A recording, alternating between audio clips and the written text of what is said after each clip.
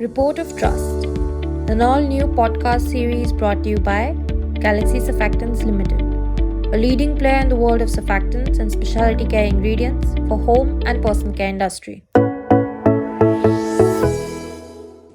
Hello everyone. Sustainability today has become the new buzzword. Everyone wants to talk about it. Few want to do something about it, and fewer want to go through the pain of reporting it. Welcome to Galaxy Surfactants' first ever podcast series, Report of Trust. I'm your host Isha Patwari. In the last episode, we spoke about the typical challenges faced during reporting. It is often perceived that sustainability reporting is a thing only for the big companies. And therefore, in today's episode, we are going to talk about, can your company also start its reporting journey? And how can you prepare yourself to start this journey? To discuss this, we have with us Mr. Ulhas Parlikar. Mr. Ulhas is a global consultant in strategies for waste management, circular economy, policy advocacy, alternate fuel resources, and co-processing. Having worked with companies like Hindustan Unilever and ACC Limited over the span of 36 years, he serves as an expert member in several committees constituted by the Government of India and also some state governments.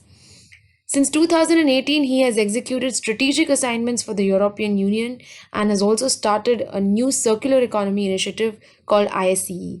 He has published over 30 papers in national and international journals. Welcome, Mr. Ulhas, and thank you so much for joining us. Thank you, Isha. My pleasure. Mr. Ulhas, in the past decade, we have embedded the principles of sustainability in business activities at Galaxy through the four pillars: people, planet, profit, and partnerships, while creating a holistic value for all our stakeholders.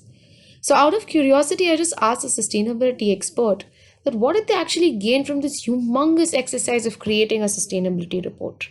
And they simply answered, we gain trust along with growth. Through this podcast, we want to target all those company owners and sustainability professionals who are on the edge of starting their reporting journey. I would like to therefore start by asking, what is the prerequisite for starting a reporting journey? As you rightly said, Isha, that the whole idea of reporting sustainability is to build the trust of the stakeholders. Who are the stakeholders? All who are around you, who are associated in your business. They could be authorities, they could be your employees, they could be your shareholders, they could be the environment, everybody who is related and who actually can influence your business, or you can influence them or their survival. In your business parlance, there could be some parameters who may be more relevant or more dominant than the others in terms of the environment, society, in terms of the economics, or in terms of the partnerships, the networks that you talked about. So people, planet, profit, and partnerships everywhere, there would be some parameters which are very important. So the first thing that an organization has to do is to evaluate the materiality of your business and its impact on the stakeholders. So that is how I think the first step, therefore, is materiality assessment. This is what has to be done by the organizations to understand who are the stakeholders, what are the parameters that are going to get influenced.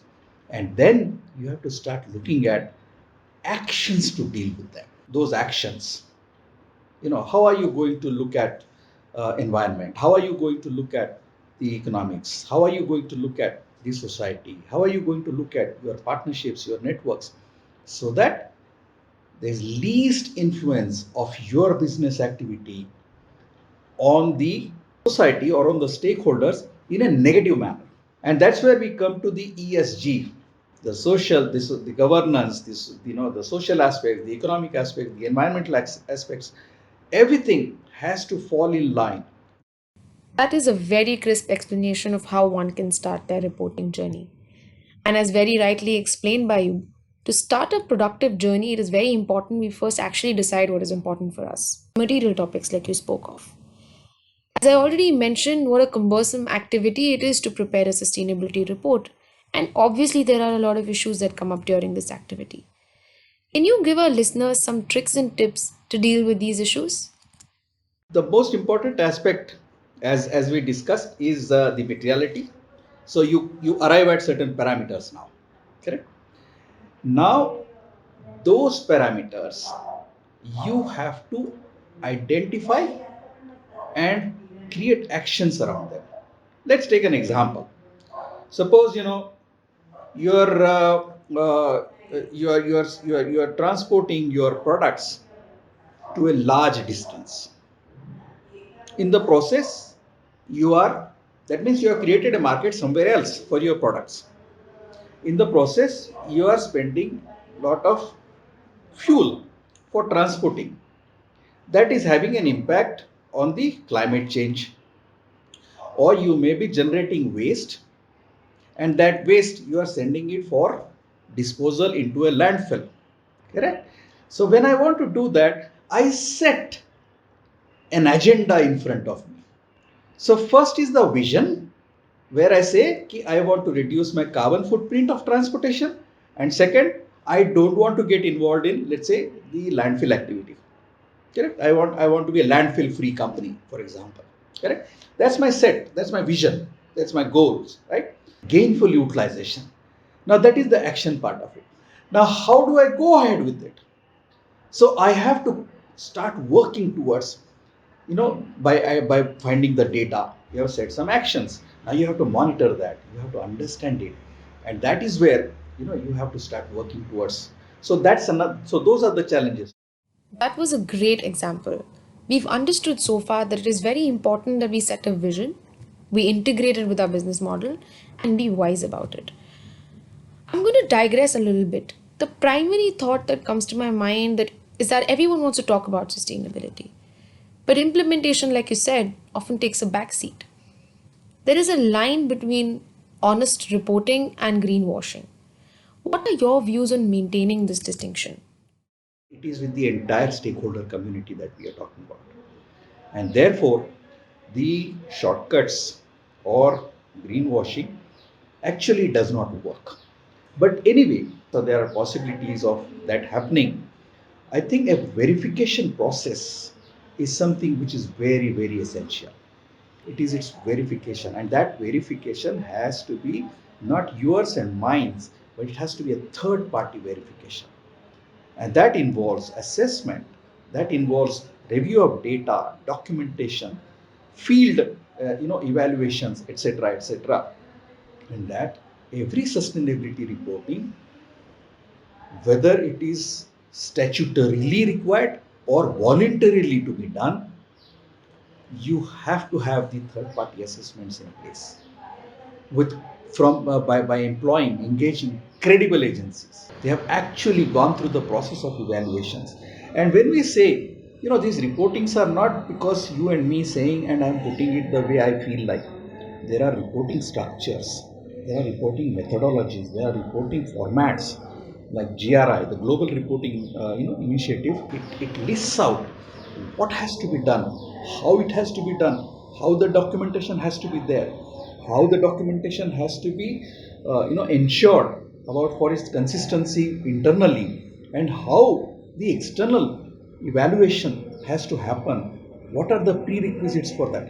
Everything has to happen as per a process that actually builds the credibility. So if you want to achieve a sustainability report which is intending to have the trust that you want to achieve, it has to go through this credibility verification processes very well. Success. That's great. I think through this conversation, we've given a how to guide to our listeners on how to start their reporting journey. I'm going to ask my final question to you now that we've been asking all our guests. What is your advice to our listeners to make their own report of trust? The important aspects for trust building is consistency, and it is truth driven. And truth driven means that there is a substantive data to demonstrate, to prove what you are saying.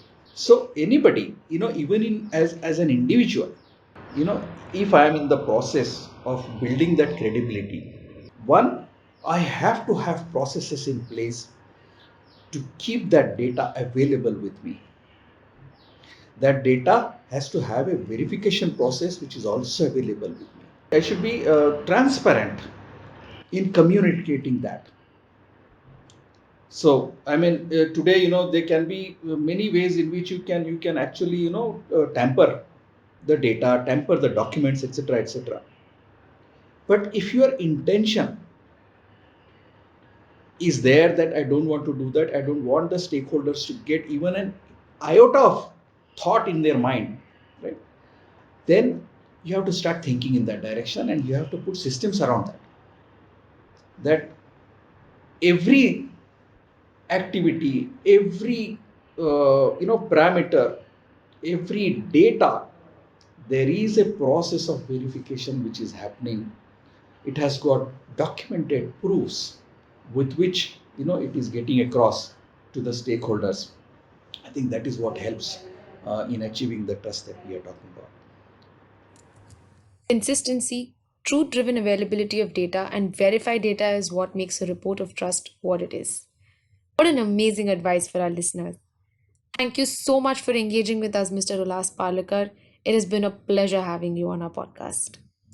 Thank you, Isha. Thanks for listening to the Report of Trust. We hope you enjoyed our deep dive into sustainability reporting. If you're keen to see how reporting can make a positive impact, join us in our next episode, where we'll have another insightful conversation on how to start reporting. If you enjoyed our podcast, please do like or share and let us know about your thoughts in the comment section. That's all for this episode. See you next time on Report of Trust.